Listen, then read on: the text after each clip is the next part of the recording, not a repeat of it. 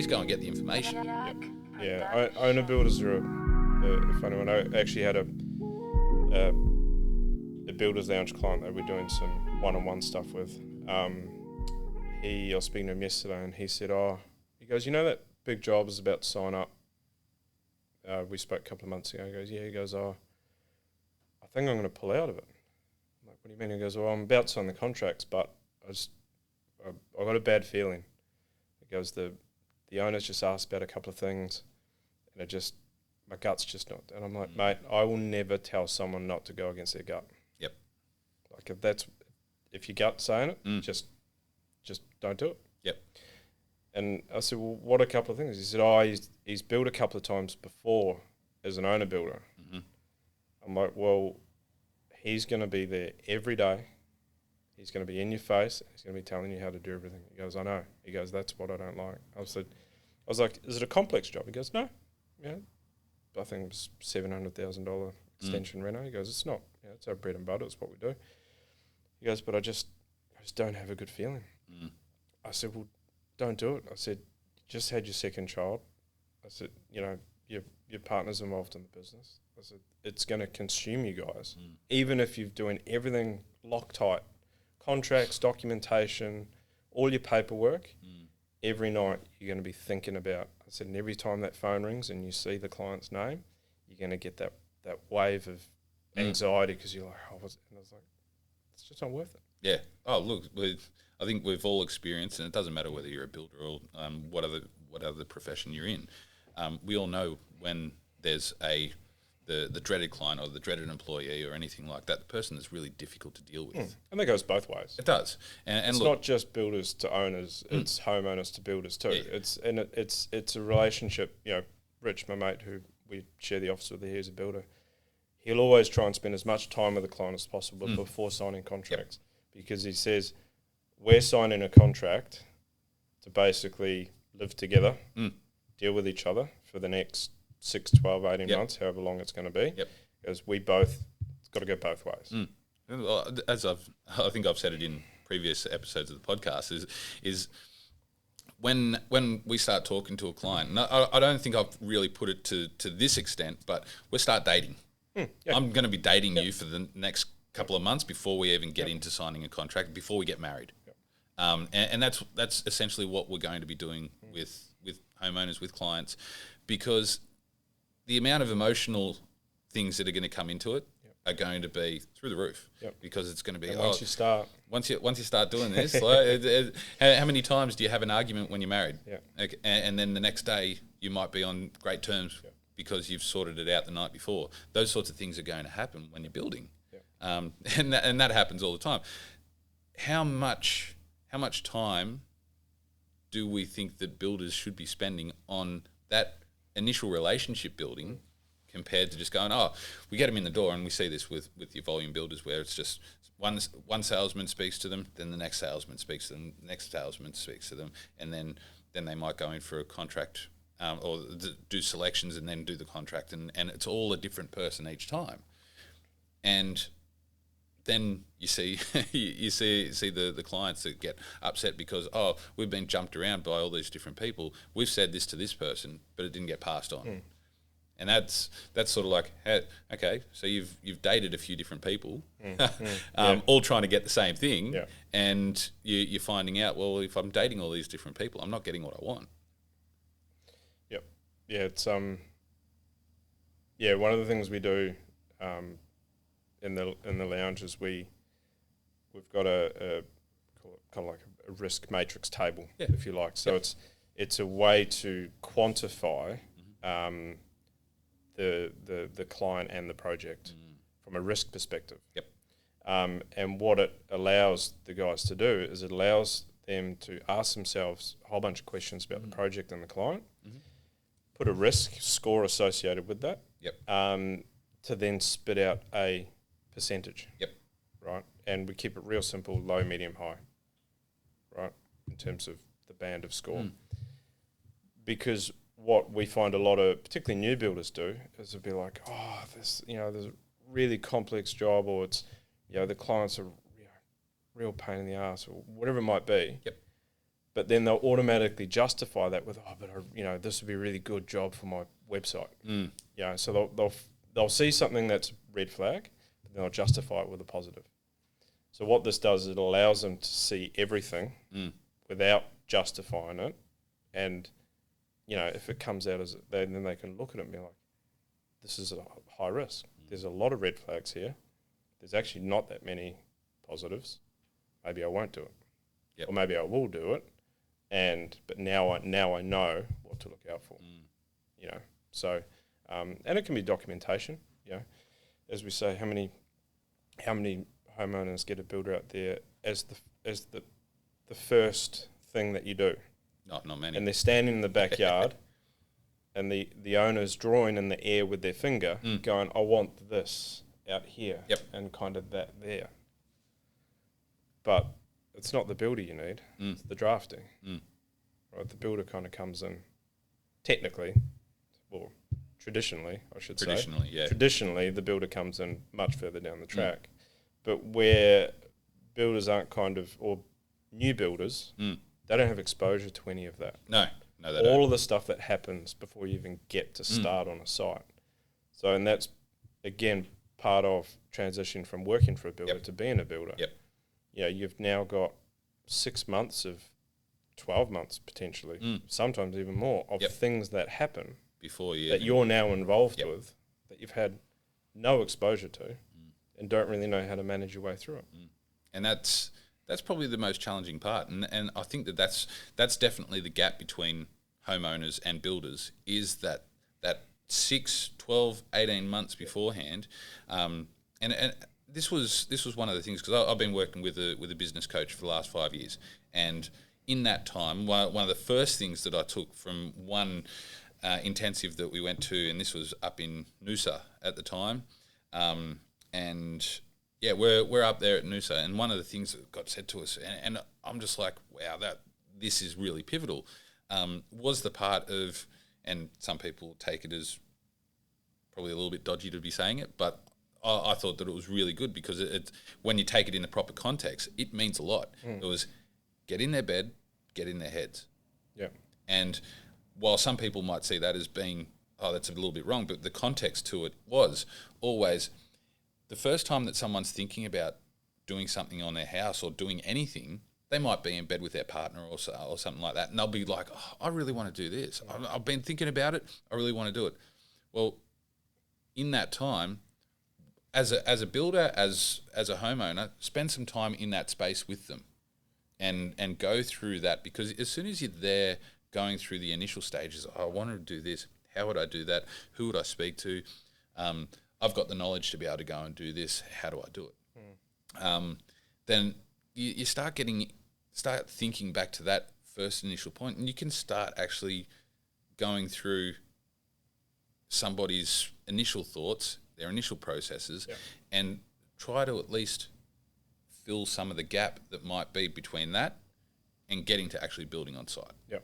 And you start filling that gap, and you work out your processes and go through all that, you can make a world of difference to the people that are coming along, and they're like, hold on a second, I don't know how this is going to happen. I don't know when I'm going to be engaging a builder. Do I engage them really early? Like for me, there's a lot of that. Engage a builder early as part of the team that's going to get your house built.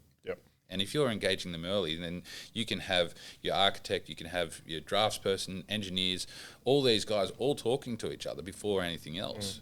And how much of a benefit does that really give you? Because everybody's on the same page. The person who's going to be building it can depending on your budget, can turn around and say, hold on a second, you need to pull yourself up. This is going to get out of hand. Because we all know drafters and architects, if they're told, I've got $1 million budget, they're going to draw a $2 million house. It's always double. Always double. Without fail. And we see it all the time. And like statistics out there show it. And it's one of those scary statistics that, hold on, 80%, it's like 75 to 80% of homes that get drawn up never get built. And the ones that do get built, out of that 80% that don't get built, you could probably pull it down to 50% of those 80%. So there's 40% in total aggregate there. 40% of those homes get redesigned Massively. So many things get pulled out of it, and then they fit into that 20% that get built. Yep. And that's the scary part about all of that, is how much happens right at the start. Because hold on, we've gone to the people that we traditionally were instructed to us to be right. We've spent a lot of money on it, and yeah, and I've been in that situation. I've renovated twice, and it's funny because at the time, the going to the shops, kitchen sinks, the number of kitchen sinks we looked at, and at the time it was a big deal. It's going to be the centerpiece of the kitchen. It's in the middle. We spent so much time. I couldn't even tell you now.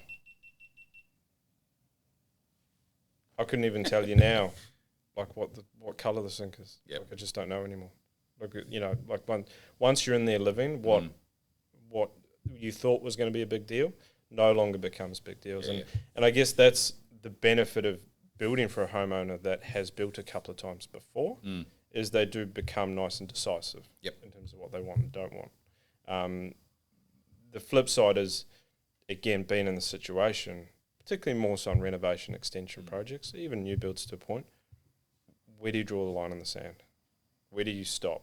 Like, okay, we need to, because if you go for a slightly higher spec kitchen tap, then you think, okay, well, we need to spec up the other taps too, or, sort of, you do need to be able to control yourself where to stop. And that's the benefits of having a builder involved early on, is they can say, look, and as a builder, you can sit down and talk to these guys and be like, look, this may seem like a big decision now, but it's not.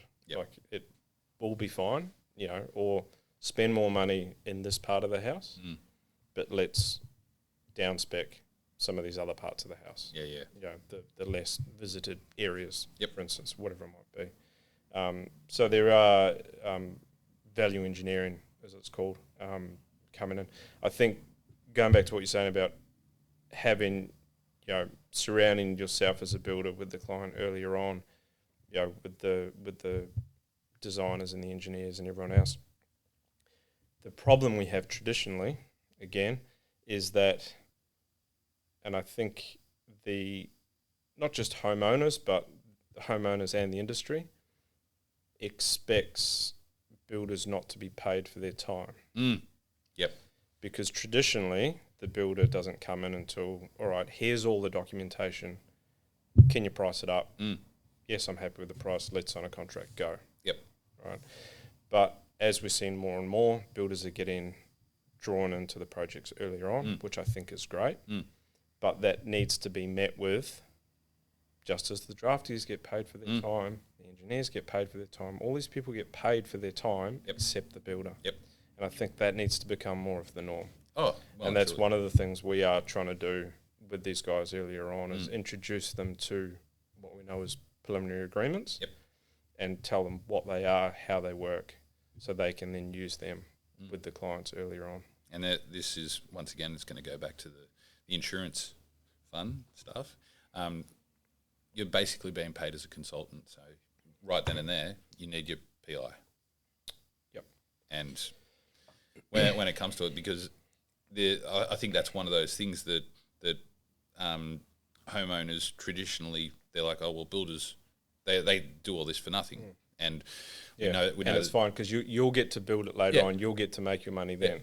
But what happens if someone goes through all of that and they don't build it in the traditional sense that architects, draftspeople, they'll send out for tender. And how many builders does that get sent out to? And how much time do they spend on that? And a lot of the times, like, I've been contacted by architects recently where it's like, oh, we want to send this out to tender. Here's my process. Oh no, well, this is going out to tender. Well, you're not going to get paid for it. Okay, not doing it. That's fine. And it's interesting because then of course you get the fun part of, well, we love what you're doing, and I've gotten this from clients, I've gotten it from other builders, I've gotten it from architects, engineers. Love what you're doing, totally respect you, but we're not going to pay for it. We're not going to pay for your consultancy work on this.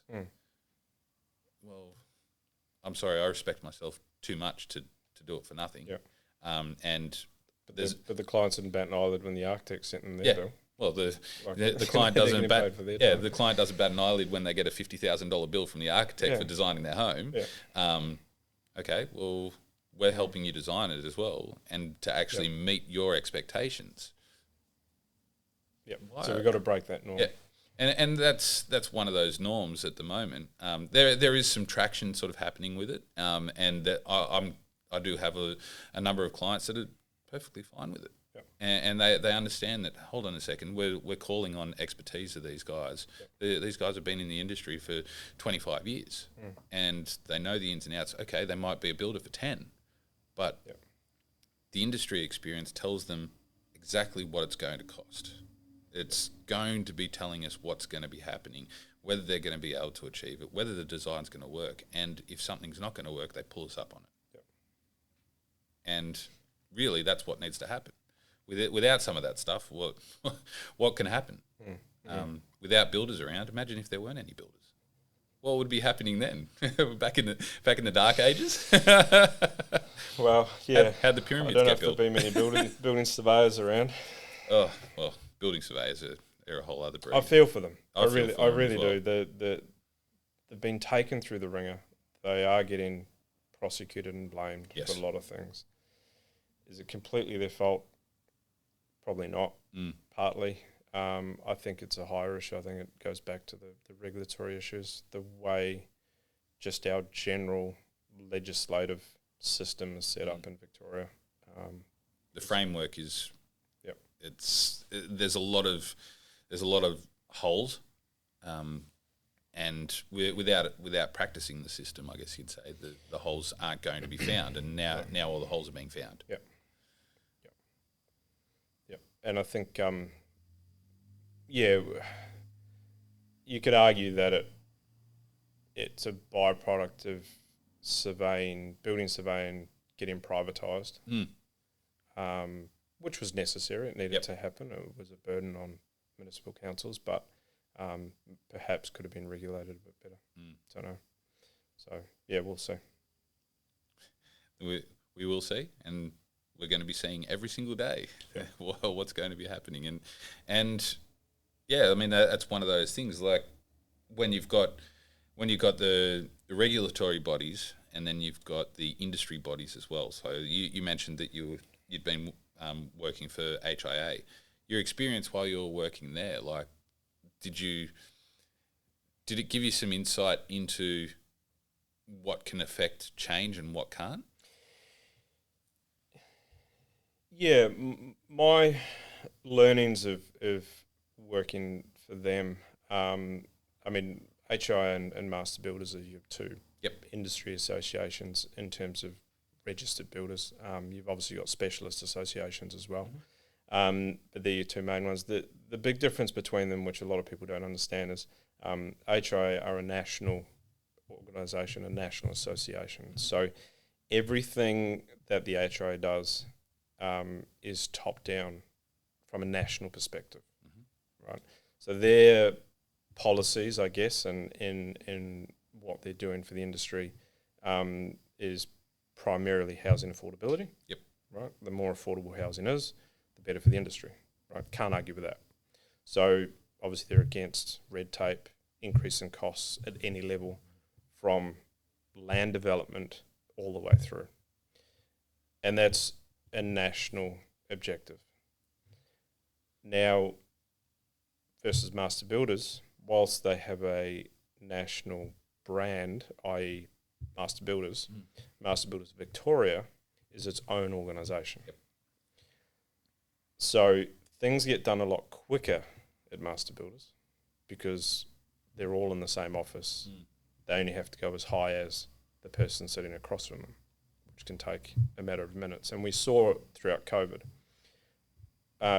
Any communication that went out throughout, all the closing in the industry and the restrictions and everything else, Master Builders was always about 6 hours before HIA. Yes. And I purely put that down to the fact that they're all here in the office dealing with Victorian lockdown legislation, restrictions, everything else. So it came out. Yak Production.